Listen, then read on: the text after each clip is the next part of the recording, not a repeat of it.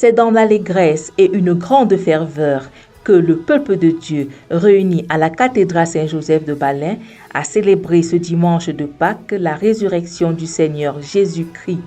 Si le Christ n'était pas ressuscité, vaine serait notre foi. Et le chant de l'Alléluia, exécuté avec brio par la chorale, a rappelé la profondeur, la grandeur du mystère que l'Église célèbre à Pâques.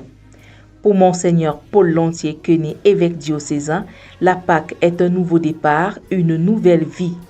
Malgré les combats de cette vie, au-delà de la triste réalité qui nous donne de comprendre que la seule certitude demeure l'incertitude des lendemains, le prélat rassure. Après le vendredi saint, vient le dimanche de Pâques. Aujourd'hui, je voudrais vous inviter à savourer cette joie pascale en rendant grâce à Dieu de nous permettre d'avoir part à cette victoire pour le don de l'espérance. Et l'espérance en Dieu ne trompe pas, ne désespérez pas,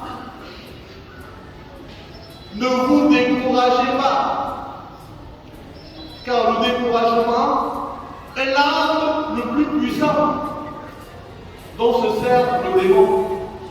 La résurrection du Christ est donc preuve que Dieu nous aime.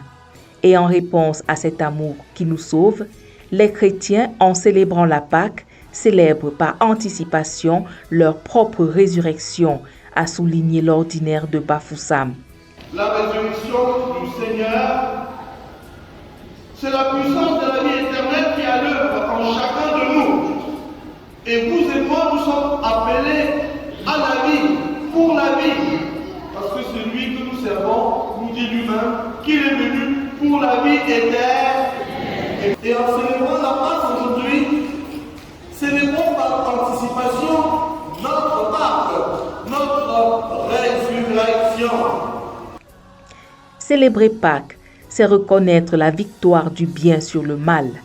Les murs des ténèbres se sont écroulés, les chaînes du péché qui retenaient captifs sont tombées, nous sommes libérés.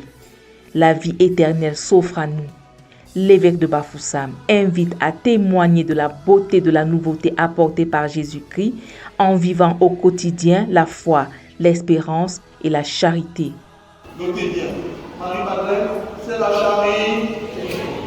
Jean, c'est la foi. Et Pierre, c'est l'espérance. Les trois vertus que vous et moi, nous sommes appelés à développer en nous. La charité, la foi et l'espérance. Des vertus qui non seulement nous rapprochent de Dieu, mais fait de chacun de nous des porteurs de la bonne nouvelle à ceux qui encore sont enfermés dans la tristesse du tombeau.